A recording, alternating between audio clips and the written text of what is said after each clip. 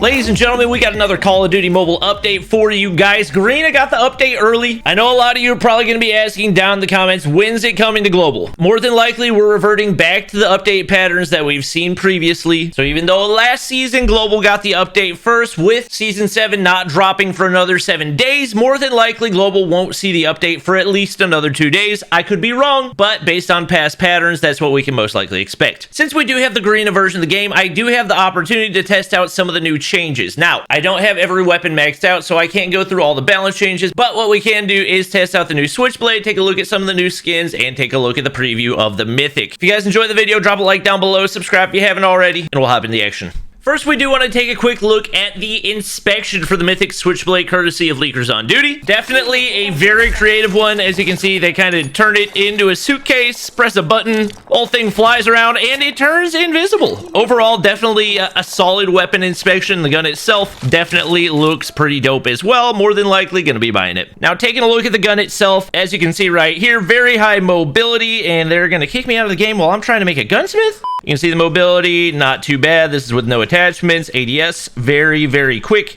And taking a look at the recoil pattern, not the worst recoil in the world. It does have a little bit of a kick to the right after the initial spray, then coming back to the left. So we're not going to need to build too much for recoil control. As far as base damages go, we will hit 24 to the legs and also 24 to the hands and the lower arms. Not till you get to the upper arms, you start hitting 29s, 32 to the chest, and 35 to the head. So yes, you can potentially hit a 3-tap with this weapon, but it's going to be incredibly unlikely. So knowing that, hopping into the Gunsmith, we'll take a look and you'll actually see the monolithic suppressor gives 10% damage range rather than 25%, which is typical. There are a couple weapons that do have that big damage range drop off, so because of that, I would more than likely recommend the tactical suppressor instead. As far as attachment options go, there's a couple solid options. Obviously, if you want to be crazy aggressive, you can go with the MIP light barrel, but because of the fact that you don't have the monolithic suppressor on here, I think that the better option is going to be to go with the extended light barrel. You guys can run an optic if you want to, but taking a look at it, you can see the iron sights are not bad at all. Now, you do have this big thing hanging off the side up at the top, so that can be a little bit obtrusive. Red dot might be a decent option. There isn't a no stock option, so typically I'm going to go for the skeleton stock because that does give you upside on the strafe speed and the ADS. Alongside that, I typically just go with the OWC tac laser as a no-brainer. A little bit of extra bullet spread accuracy can't hurt along with that ADS time. It does have a quick draw attachment, which we haven't really seen before, but in my opinion, it's not worth it at all. Just a tiny amount of sprint to fire delay in exchange for a huge downside to the ADS bullet spread. Due to the fact that this thing only has a 26 round base magazine, which is very, very small, the extended mag is obviously the last option that I don't think is interchangeable. This is one you're going to have to use for the gun to be good. Now, obviously, with the breakdown, you are going to need to hit a decent amount, or not really even a decent amount. If you can hit one chest shot, then that basically covers all you need. The rest of it can be lower body or arm shots, and you still do enough damage to get the 4-shot kill. According to Signu, who's broken down the stats, if you're able to achieve that 4-shot kill, it gives you a time to kill of 214 milliseconds, which is actually faster than the CBR. Now, as far as consistency goes, that might be a completely different thing because most of the times the arms are going to be held in front of the torso, making it tough to hit the chest. However, you're still able to get that 32 damage alongside a 29 damage to the shoulders as well. And even if you hit that one shoulder shot, it's enough to cover the gap from the 24 damage and still gets you that crazy fast time to kill all the way out to 10 meters. Now, the damage drop off on this is pretty heavy. You can see all the way back there, we're already hitting 16s, and because of the recoil,